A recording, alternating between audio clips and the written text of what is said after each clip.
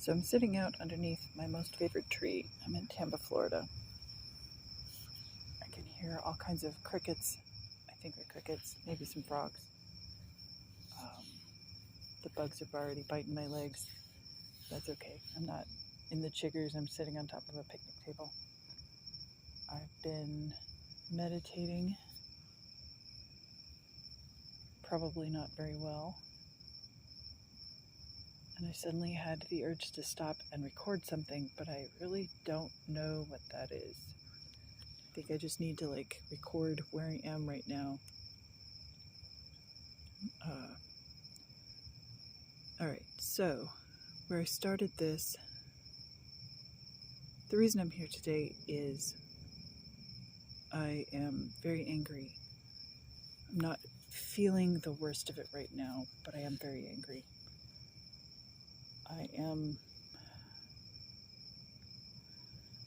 I have been trying to deal with something that I wasn't sure about whether to be angry about it or not, whether it was a problem or not. And it's not really about me. It's about someone else who's in a difficult spot. And I don't know if it's something I should do something about or not. And if so, what? It's actually more than one person. But, well, let's kind of just focus down a little bit here. Over the last couple of days, I had one of those experiences where you go, believe other people when they show you who they are. Well, someone did something that showed me who they were, and now I kind of just have to go, the preponderance of signs say,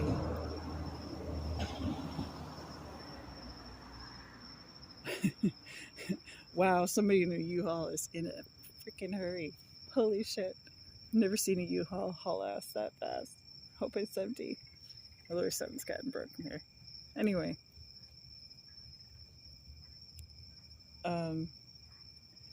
This person kind of showed me who they were.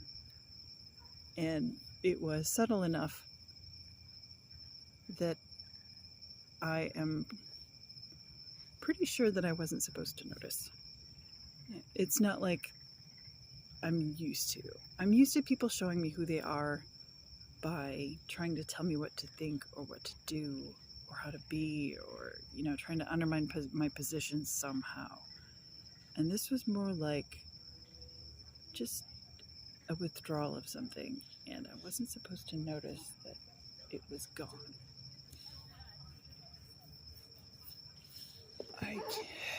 This isn't the first red flag this person just put up. Not by a long shot. But it's all subtle, it's all low key. People talk around this person, and it feels very much like you want to talk around the Fae or the Furies when you don't want to piss something off that has sort of like demigod-like powers. You talk this way. You never refer to a person by name, only by their position. Whenever this person shows up, the conversation kind of comes to a halt, no matter who's involved. Everything becomes stiff and foreign. There's no genuine engagement. There's self-aggrandization. I can't even think of how to say the word.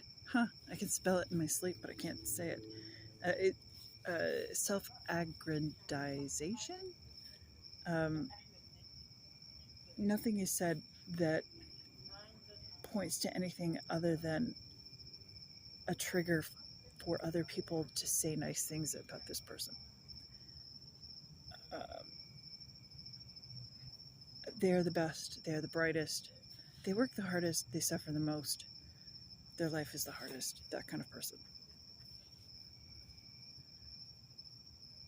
And I know that something's off. I've known that for a while, but I didn't know if it was a big deal or not. Was this crossing a line? And I finally got to a point over the last couple of days where I realized that they had crossed my line. I don't know that they've crossed the lines of the people that they're closest to that I'm worried about. I don't know that. Probably not. But this person has crossed my line.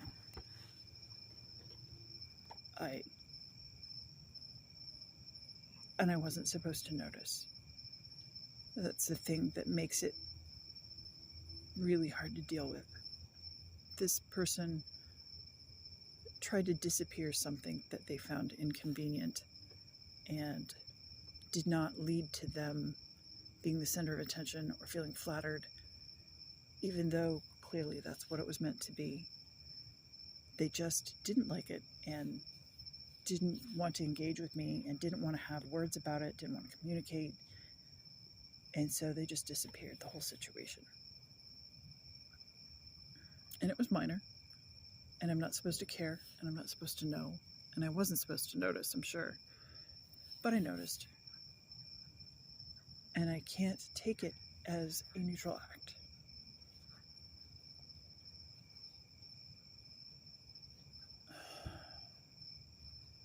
It is also, aside from that, or not aside from that, I don't know, that's the problem. It is also a very triggering act for me, because I've been surrounded by people who did that a lot, who gaslit me, who told me things weren't problems, that I shouldn't take things seriously, that, the people who hurt me, they just weren't that bad. The things that I was going through, they weren't that bad, despite the fact that I was being damaged severely by them and losing parts of my personality. I couldn't remember things. I was erasing my memories.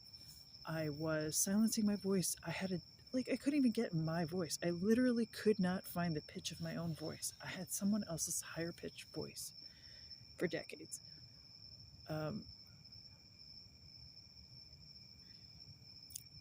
And so this sort of behavior has been taking me back to that. I am angry. I am angry that this person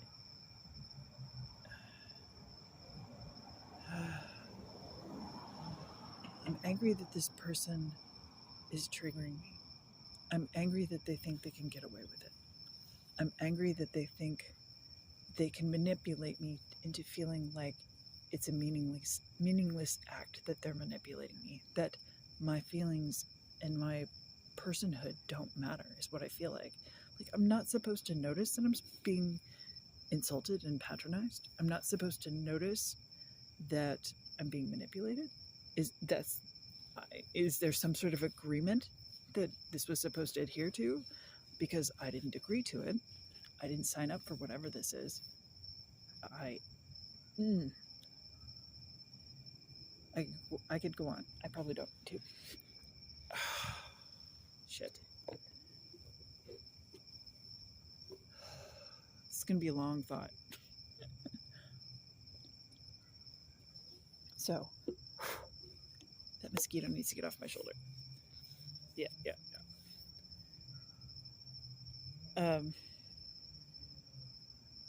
So I'm angry. I'm angry that I'm being manipulated.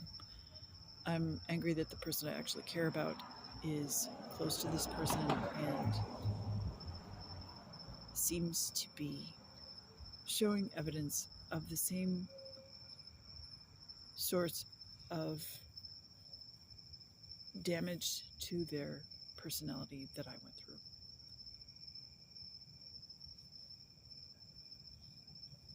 I am angry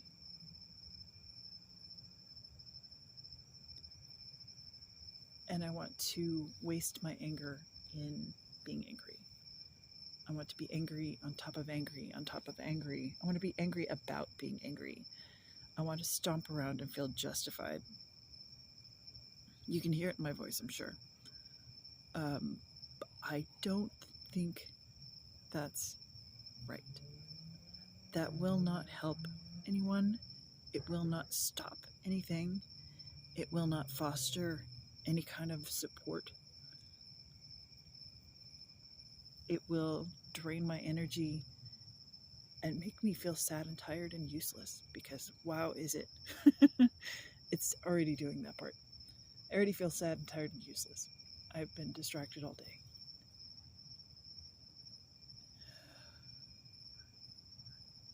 I am angry that I feel sad and useless. I'm angry that I only feel this useless kind of angry about feeling this useless kind of anger. That stacks on top of each other too. And just the more wound up I get about this, the more draining it is. I feel like I can't do anything, and it's exhausting. I feel like I'm going to be facing the whole world's doubts and questioning and snide comments and flying monkey bullshit and don't get involved and it's none of your business. No. It's just exhausting. The thought of it is exhausting.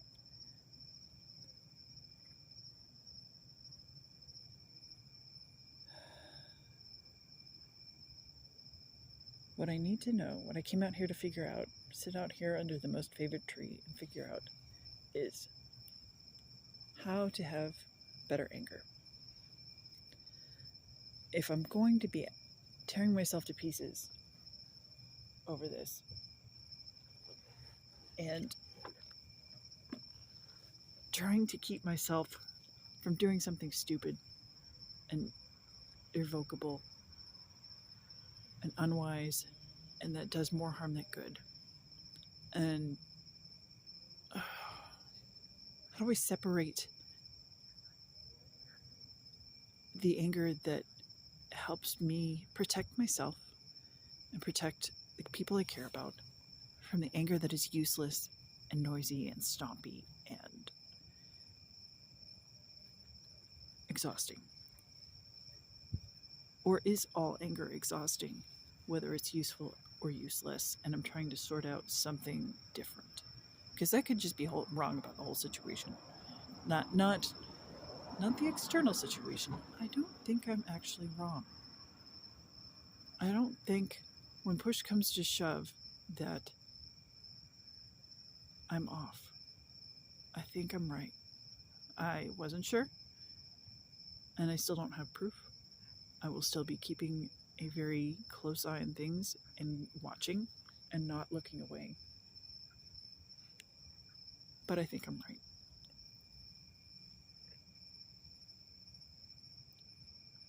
How do I get more effective with this anger? How do I spin my wheels less? How do I show more compassion? How do I care harder and not noisier? How do I care better? I guess that's a better word. A better way to put it. How do I care better? How do I support better? How am I there better? How am I present better?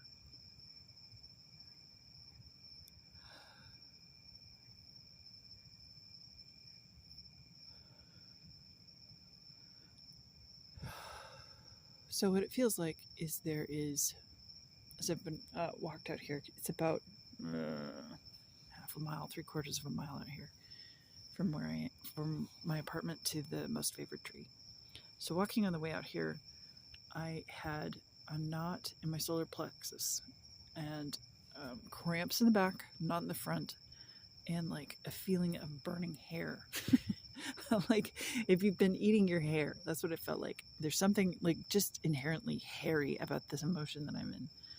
This type of anger it's not unfamiliar.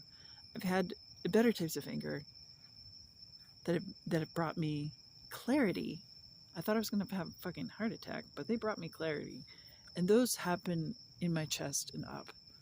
Those happen much further up in my body. This is down in the solar plexus. It's in the muck. And recently I've been working on stuff that's lower down. I don't know. Like that sounds dirty.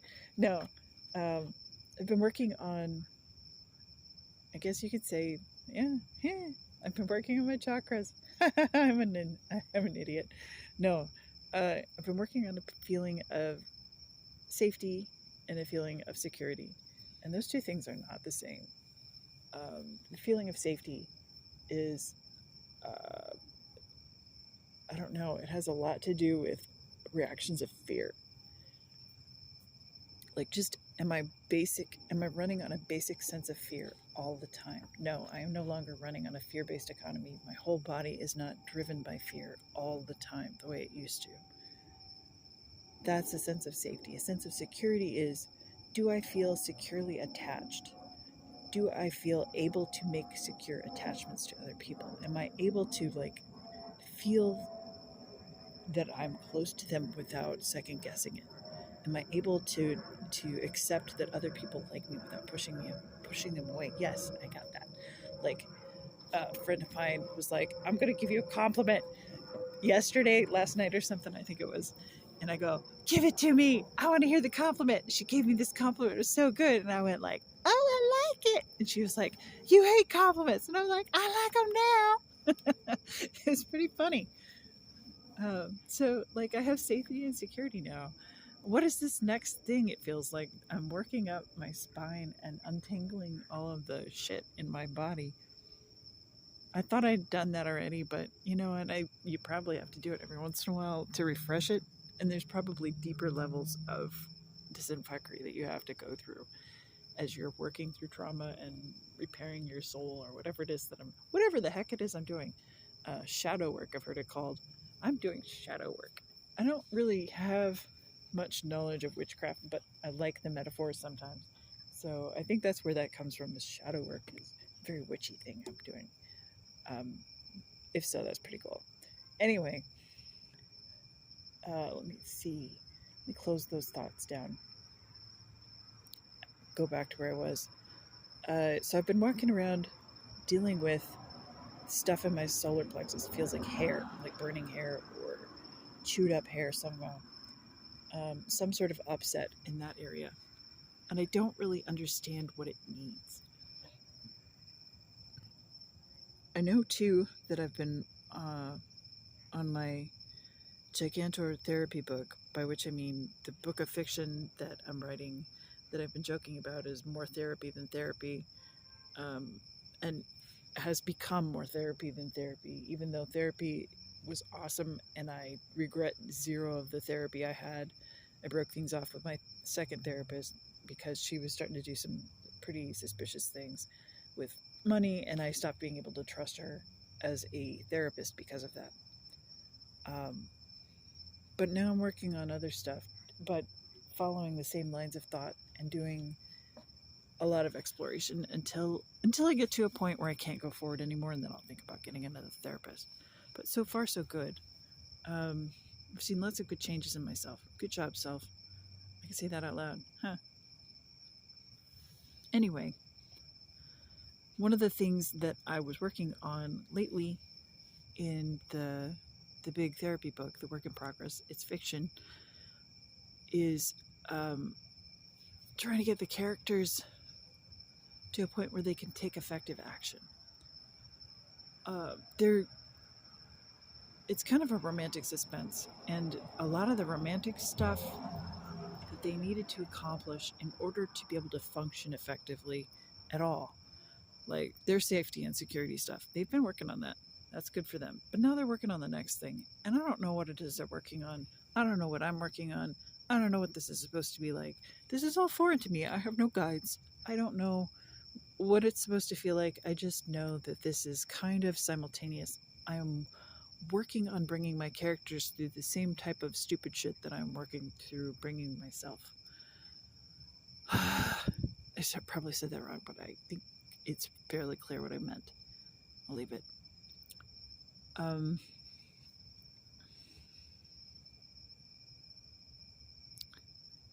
One of the characters had a question for me, and I have not answered it. I'm working on it, and I think synchronicity being what it is, I'm framing it in the same way in fiction as I am in my real life. We'll see. I'll talk about that in a minute and see what comes out of it. Anyway, one of the characters, the one I call Mr. Assassin, sometimes my characters will kind of come out and have discussions with me. They'll walk with me. I'll feel their presence. They are parts of me. I know this. I can feel it. Most of the time, they aren't separate unless I'm writing, and I'm not writing with them. I'm writing about them. But sometimes I walk with them, or I'll chat with them, or I'll journal with them. And it's a really very liminal experience. It's not normal. It's not sane. It's not like, oh yes, I journal with my friends all the time. This is more like, no, I feel like there's a person walking me. So I literally feel their hand on my arm if they touch me. Things like that. So I feel them very present, and I feel they have kind of a separate self that's separate than mine. And by that, like, their consciousness feels separate from mine. They're part of the same entity that is me, but it feels like they're separate people. And sometimes they'll ask me things because all parts of me are kind of like manipulative, and they like to push buttons, right? Well, Mr. Assassin asked me a question that I don't want to answer, and the question is, what is mine? And I got kind of mad when he asked that question, because I know that it's a question that requires me to think on it really deeply in order to answer it in the way that he needs it answered to go forward with this story. He's creeping forward. We're doing little scenes and stuff. I'm doing some writing, but I still haven't answered the question. So we're not going to be able to get past the major turning point until I do. I have to answer this question. What is mine? Who is mine? What is mine, but also who is mine? What does it mean for something to be mine? And so I've been chewing on that over the last week or so, that I've been dealing with this. I don't remember. I think it's been like a week, maybe less than a week. What is mine? Who is mine? How do I know? What does it mean when they're mine? Do I feel possessive of people? I do, but I also don't feel like I need to control them. I am endlessly delighted by the way people endlessly delighted by the way my people act and think and do things. And I know that, like, trying to control that would mean I would be less delighted. There would be less of them if I made them do things. So I know it's not this desire to use people as puppets or anything. It's not a desire to have them prop me up or take away my discomfort in life. I just, like, there's just this smile on my face when I'm around them. I talk to them, I call them on the phone, even just messaging them or seeing them online or something. I'm just blissed out. This is the thing. This is the whole of the thing. And I don't know what that means. But yeah, it is the best. And I don't even care how they feel about me. I just, being around them, that's enough.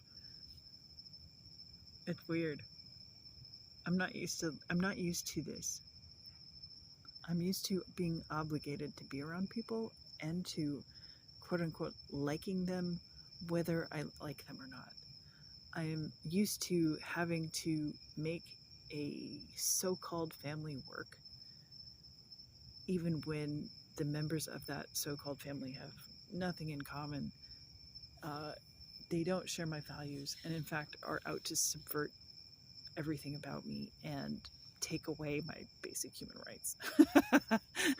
I have to make it work. They don't have to make it work. They don't have to lift a fucking finger. but I have to make it work because that's my job, apparently. Um, I get so mad about that. I don't have to do it anymore. Why am I mad about it? What kind of anger is it? It's the anger that keeps me from going back. That's what that anger is. Anyway, so I've been working on Who Is Mine.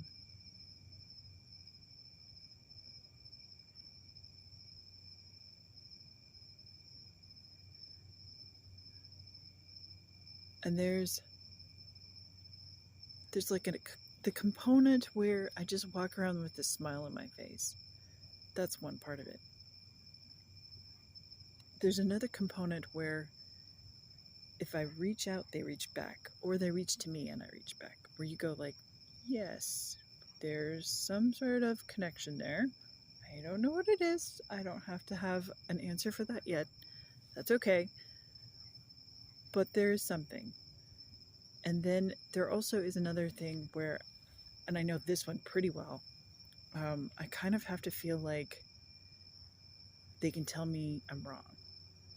If I can trust somebody to tell me I'm wrong, I trust them on a pretty deep level. I don't like it when people tell me I'm wrong, but I desperately need it, and to recognize it, that I need other people to bring things into my orbit that I would not otherwise encounter. I have a tendency to close off and shut down and to get stressed out and to just kind of like erase parts of my memory, parts of my personality, to like not be there mentally. I spent probably the entire 5th grade rereading The Hobbit, something like 100 times. Every time I would go into the library, and I would go into the library every couple of days, I would reread the whole fucking book. It was weird. But when the librarians are like, maybe read something else, and you go, no, maybe there's a problem.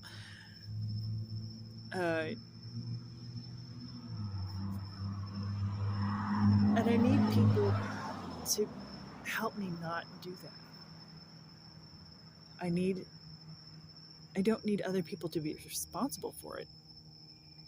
I just need them to do things that are not things that I myself would choose. I need them to be different than me.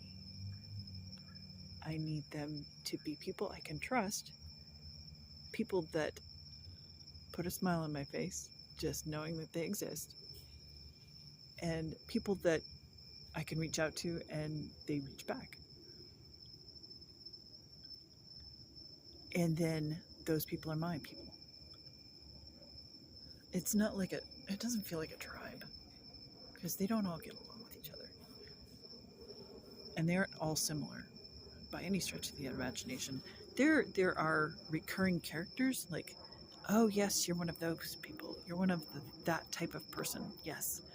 I pretty much like all of that type of person. Yes, bring us more of those. If you know more people like that, bring them.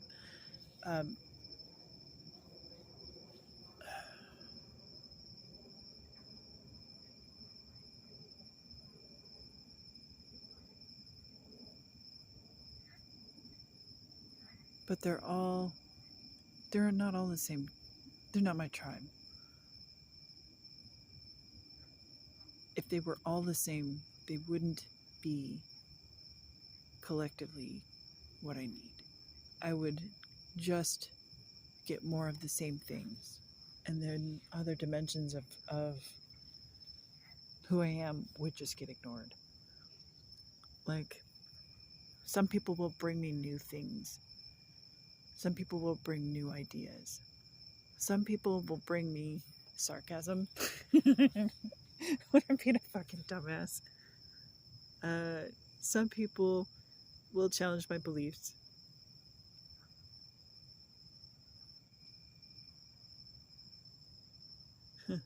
Some people, the beliefs that they challenge is they just have faith in me. It's freaking weird. It's a disturbing feeling to realize that someone has faith in you.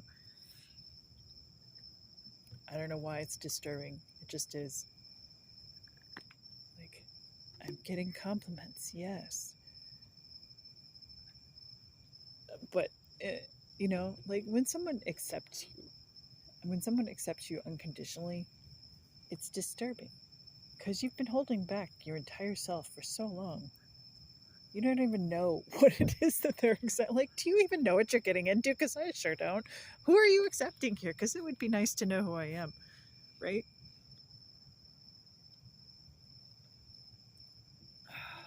But on the other hand, too,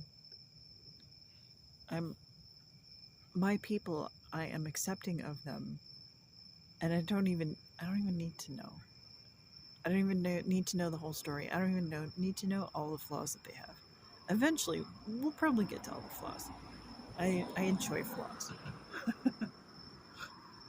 Isn't that a horrible thing to say? I enjoy other people's flaws. I struggle with my flaws, but I enjoy other people's.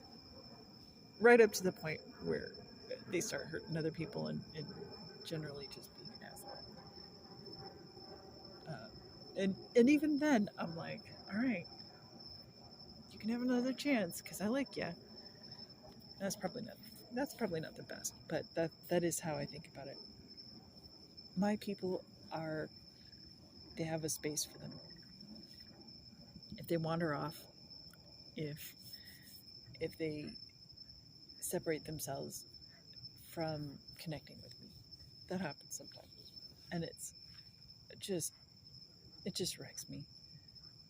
But better that they feel safe to go and not feel like they have to stay. I have been in relationships with people where I felt like I had to stay, and it was the most miserable thing. And I spent a great deal of energy every day telling myself that it wasn't. And I would rather someone that I feel close to let go of me than to feel that awful, horrible, soul-killing daily sludge through forcing themselves to like me or to be around me. Better that they be free, dude. Like, wow, no, you can go. I realize that I just love the holy shit out of you, but this is not working for you, and you gotta go. You just gotta go. Yeah.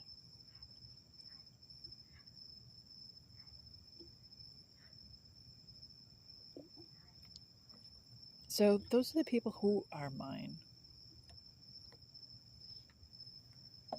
That's how I identify them. What do I do for them? What does it mean when they're mine? I don't own them. I will release them if that's a thing that I need to do for them. I won't hang on and desperately try to make things work. If they need to go, they should go. They can come back. And there are multiple people who, like, I only interact with them once in a very, very great while. And they're like, oh, we should hang out more. And then they disappear. I'm like, okay, that's how it is. And there are people who are like never going to talk to me again. And I just save space for them. That's okay.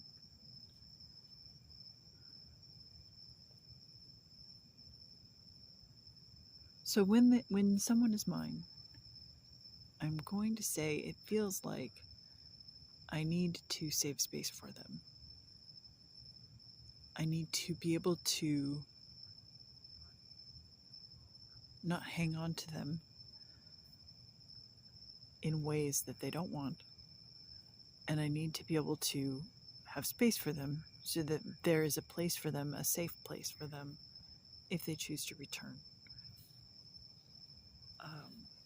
Sometimes I think most of the people that I've lost this way, that I've had to let go of, they don't like themselves that much. They don't. I'm not going to go. They don't love themselves. I don't think they're incapable of love. I don't think they're incapable of self-love. I just know that they don't like themselves very much. And they push away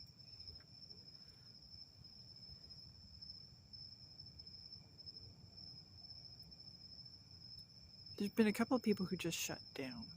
That is true. They don't push. The push people like get mad at me. They get mad at me, and they there might be yelling, they might be acrimonious words, whatever. There's a big stinking deal, and then they just off they go, huff huff huff. But there's others too that just disappear, or worse, they'll fondly tell me goodbye. Good God, those are horrible.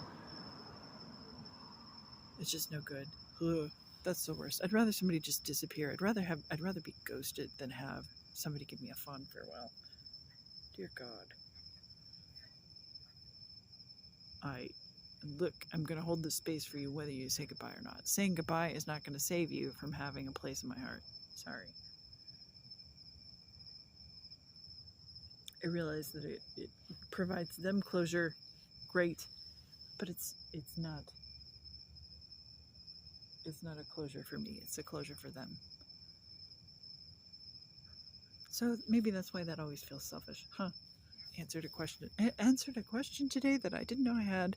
So at least, even if I don't get anywhere else with this rambling discussion that's one-sided, I have that answer. I hate it when I get cut off from friends and they're like, it's probably best that we don't hang out, but know that I've always liked you. Like, oh shit, one of these again, fuck me. And it just feels selfish on their part. We don't get along. Like, no, dude. Your spouse is abusive, and I pointed that out, and now you're going to have nothing to do with me for the rest of your life. Yeah. One of my best friends from high school. Here. Let me put my sweater on here. Oh, okay, so what does it mean when people are mine? Let's pick up the phone again. What does it mean when people are mine? When people are mine, they do have space. I will let them go. I know that when someone is mine, I do know that it doesn't mean that I'm just being possessive. I'm not being a stalker. I'm not being a creep. I mean, I guess it could be creepy if I'm following around people and smiling at them. Oh, so blissful. Dude, stop following me and smiling. It's just wrong. No, I will smile at you.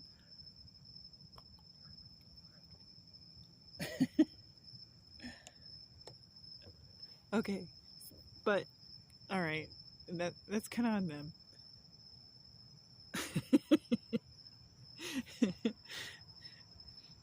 If you can't stand it when somebody likes you, then that's probably your problem. Though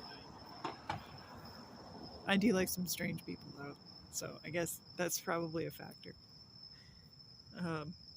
All right, so what does it mean when someone is mine? On the way out here, just before I got to the tree, I had a thought, and I think this might be the thought that I'm supposed to be talking about after all this rambling. That my gut instinct is like, now you will talk to the phone.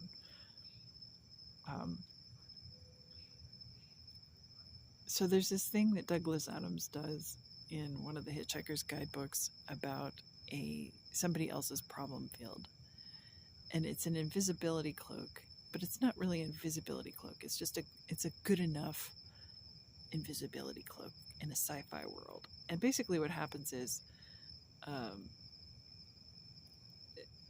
somehow some ray, some mental control button, physics based, there's a device that can make people act as though the thing that they're looking at is someone else's problem.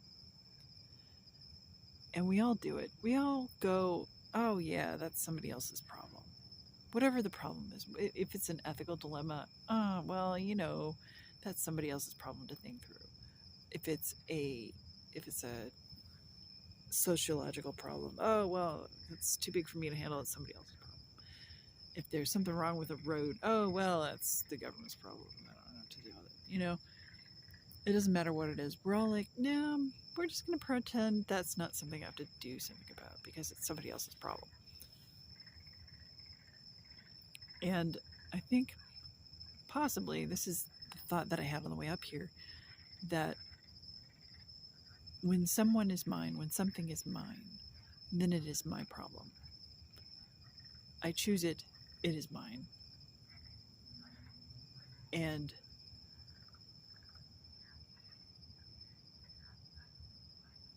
it's my problem. It's not somebody else's problem anymore. If something goes wrong, I can't just not know it. I cannot fail to notice it. I've run into this several times. I will notice little perturbations in people's social media that make me go, this person is depressed. I should check in on them. And it's stuff like they normally post about once every 2 or 3 days and they haven't posted for a week. Guess what you're getting is, I'm going to check up on you, motherfucker. I I will adopt people very quickly if I think they're in harm's way, if they need help, and the other conditions apply. It doesn't just happen naturally, though. I have to choose that person. I have to acknowledge that I have chosen that person. You know, some gut instinct goes, yes, this person can tell me I'm wrong. Therefore, I must have already made some sort of choice about them subconsciously. But consciously, I also have to choose that person, because otherwise, it's not somebody else's problem. It's not my problem. It's somebody else's problem. But I will make that choice very quickly if I need to. I'll dither on some people and be like, 5 minutes after meeting somebody, I'm like, you're mine. You're mine now.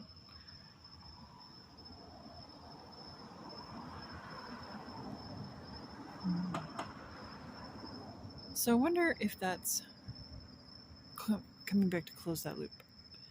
I wonder if the answer to at least some of this overall question of over how to use anger more usefully is to acknowledge that it is my problem. These things that I feel like I shouldn't be doing anything about, like, just keep your nose out of this business. It's not your problem. No, it is my problem. This person is mine. I am loyal to them. I am attached to them. I like them. I care about them. They are mine. I don't need to solve their problems for them. I don't need to spoon feed them. I don't need to control their actions. I don't need to tie them down. I don't need to limit them. But I get to care. I get to fucking care.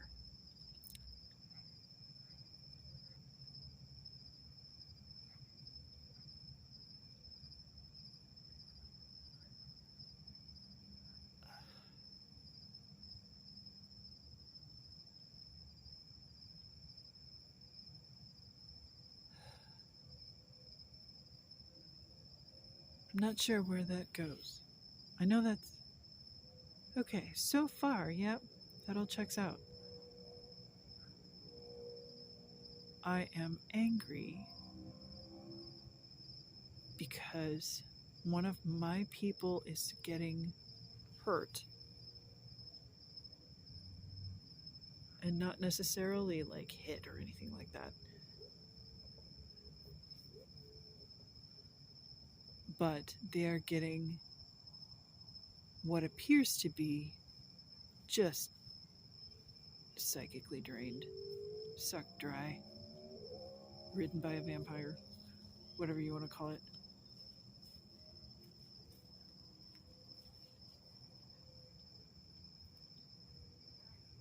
And I am fighting my urge, my socially trained urge, like society as a large, yes, but also like socialized as in like my family. growing up, my birth family. I am fighting my programming to look the other way, to not care,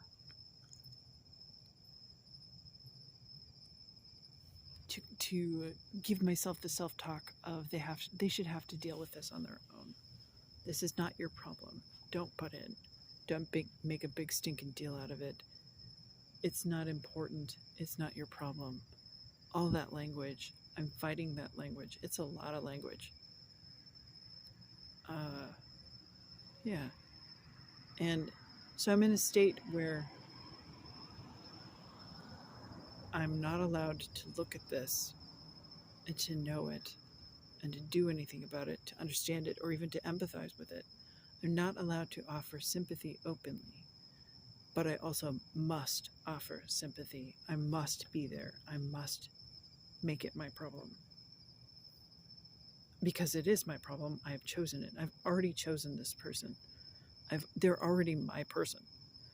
And if I don't do anything about it, I am unchoosing them.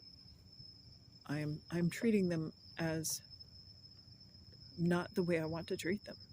I am not being responsible to them. I am not giving them the parts of myself that I feel I should be. I can't solve this problem for them. Honestly, I can't even make them acknowledge that it's a problem. And I know that if I open my mouth and talk about it, they could just push me away. That's just, I mean, it's happened so many times before in my life. It's fucking upsetting. Like my throat's tightening up. No! I can't do that for them. I can't take that cup from their lips. I cannot make that choice for them, and I would not. It's horrible, and I find it personally repugnant. But I cannot make choices for them. And it's making me the wrong kind of angry to sit with that conflict. So, I don't really have a solution for today, but at least I know what the next thing is. I know what my hey, dear character, dear Mr. Assassin, when eventually I put this together as a YouTube video and post it, haha, or whatever I end up doing with it, I don't know. Dear Mr. Assassin, deep in my subconscious, I want you to know that I figured out what is mine and who is mine, and I figured out what that means. The next step is figuring out how to reconcile the responsibility I have to the people who are mine and the things that are mine, the areas that are mine, and I don't know, free will, choice, independence, society. Perfectly, what is normal behavior in this situation? Should I have that normal behavior? Good question.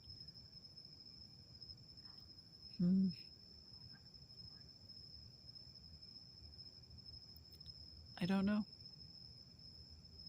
I'm gonna have to sleep on it. I'll think about it.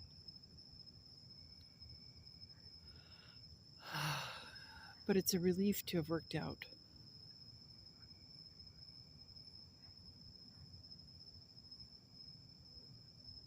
what it means, what is mine.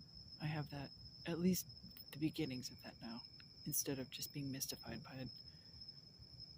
And at least I know now why I was so angry. And that type of anger is never going to be useful because it's a product of being in a situation where I can't do something and I must do something. The only use that anger has is to make me go, wow, that was draining. Maybe I should think this over again. Maybe I'm not in the right spot because this is not it. It's a red flag. It's a sign. Don't go that way. When you get that type of angry, when you're drained and exhausted, when you have to hold back and go, I can't feel this. I can't feel responsible. I'm not allowed to feel responsible. I'm not allowed to feel even involved. I'm not allowed to even feel like I have a right to care. Then that's poisonous bullshit. That is just fucking bullshit. Not even allowing yourself to feel like you get to care, that is bullshit. And I feel like bringing that back around to the actual situation at hand,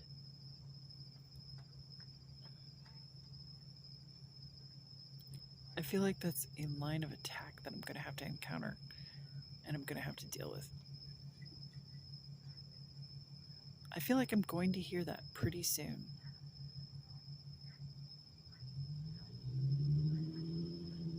This is none of your business. You're not even allowed to care. Who are you?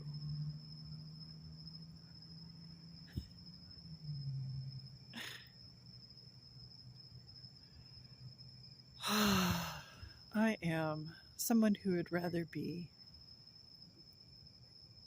kicking people's asses even if I don't expect to win, and not being tactful, and shrieking my fool head off about the injustices of the world, and like going, I will take you away from things, my baby.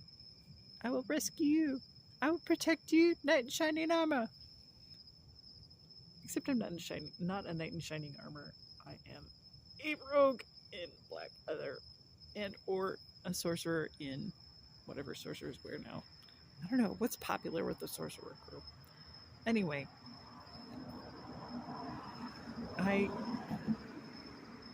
who am I is a person who protects others. It's just I've been so brainwashed into going, it's none of my business, that it's really hard for me to sort out what right action is, and it's really hard for me to go, okay, this is what I'm doing now. It's going to cost me, but I will do it because, wow, not doing it, fucking worse. I'm done being that person. I just don't know how to be this other person that I actually am. Yep. Anyway, I feel better.